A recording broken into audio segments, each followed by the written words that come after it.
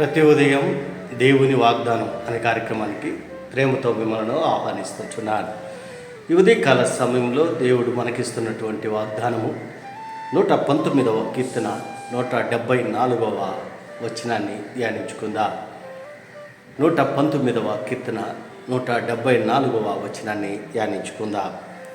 యెహోవా, నీ రక్షణ కొరకు నేను మిగులు ఆశపడుచున్నాను. నీ ధర్మశాస్త్రము నాకు సంతోషకరము. క్రీస్తునందు ప్రియమైన దేవుని బిడ్డలారా, ఈ యొక్క ఉదయకాల సమయంలో దేవుడు మనకిస్తున్నటువంటి ఈ యొక్క వాగ్దానాన్ని స్వీకరించుకొని మనకును మన కుటుంబాలకును దేవుడు ఆశీర్వాదకరంగా మార్చునుగాక. మరి ఈ యొక్క మాటల్లో ఆత్మీయ అర్థాలను, ఆత్మీయ సత్యాలను మనం గమనించినట్లయితే, యెహోవా, నీ రక్షణ కొరకు నేను మిగులు ఆశపడుచున్నాను. మరి కీర్తనకారుడికి దేవుని పైన ఉన్నటువంటి ఆ ప్రేమను ఈ మాటల్లో మనం చూడగలం. ఈ యొక్క జీవము గల దేవుని దర్శింప ఆనందముతో నా హృదయము కేకలు వేయుచున్నది అని దేవుని యొక్క వాక్యంలో మనం చూస్తూ ఉంటున్నాం. మరి దేవుని పైన, దేవుని యొక్క రక్షణ కొరకు ఎంతగా ఆశపడుతూ ఉంటున్నాడో ఈ యొక్క మాటల్లో మనం చూడగలం. అంత మాత్రమే కాదు, కానీ నీ ధర్మశాస్త్రము నాకు సంతోషము. యెహోవా ధర్మశాస్త్రమునందు ఆనందించు దివారాత్రములు దాన్ని ధ్యానించువాడు ధన్యుడు. అతడు నీటి కాలువల ఎవరైనా నాటబడినదై ఆకు వాడక తన కాలపందు ఫలమిచ్చు చెట్టు వలె ఉండును అని మొదటి కీర్తనలో మనం చూస్తూ ఉంటున్నాం. ఆయన ధర్మశాస్త్రము అవలంబిస్తే, ఆయన ధర్మశాస్త్రాన్ని అనుసరిస్తే జీవితము సంతోషకరంగా ఉంటుంది, కుటుంబము ఆనందకరంగా ఉంటుంది. ఎందుకనగా వాక్య భాగంలో మనం గమనించినట్లయితే, నా బాధలో నాకు నెమ్మది కలుగజేసినది అని వాక్యంలో మనం ధ్యానిస్తూ ఉంటున్నాం.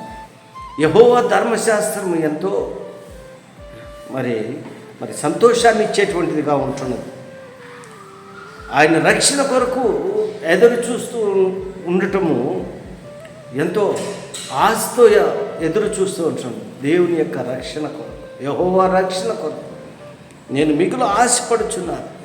ఆ యొక్క కీర్తనాకారుడు ఏ రీతిగా మరి దేవుని యొక్క రక్షణ కొరకు ఆశపడుతూ ఉంటున్నాడు ఈ మాటల్లో మరి మనం చూడగలం.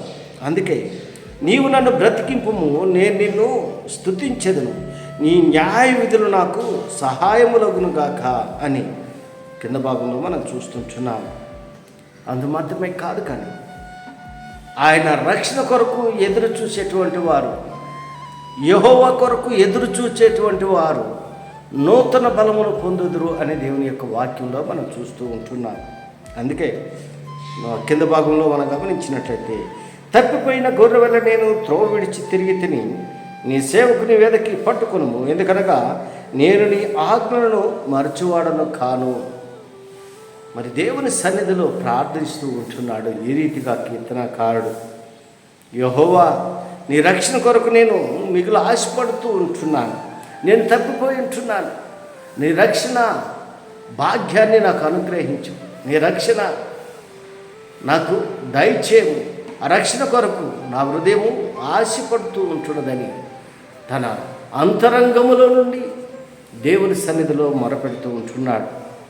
అందుకే పైభాగంలో మనం గమనించినట్లయితే, నేను నీ ఉపదేశములను కోరుకుని ఉన్నాను, నీ చెయ్యి నాకు సహాయమగునుగాక. దేవుని మీద ఆధారపడటం, దేవుని పైన దేవుని నమ్ముకునటం అనేది మాటల్లో మనం చూస్తుంటున్నాం. ఆయన ధర్మశాస్త్రాన్ని అనుసరించి నడుచుకున్నప్పుడు కుటుంబాలు సంతోషంగా ఉంటున్నాయి, జీవితాలు ఆనందంగా ఉంటున్నాయి. అదే ఇక్కడ మనం చూస్తూ ఉంటున్నాం. క్రీస్తునందు ప్రియమైన దేవుని బిడ్డలారా, మరి దేవుని యొక్క రక్షణ కొరకు మరి ఆశతో ఎదురు చూస్తూ ఉంటున్నావా?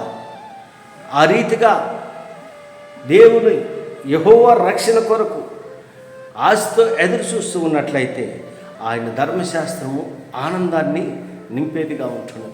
ఆ రక్షణ అనుభవాన్ని పొందుకునేదానికి ఆస్కారం ఉంటుంది.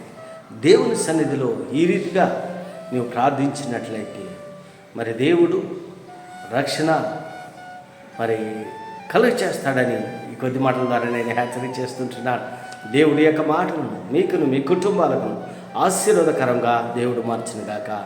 ఆమేన్.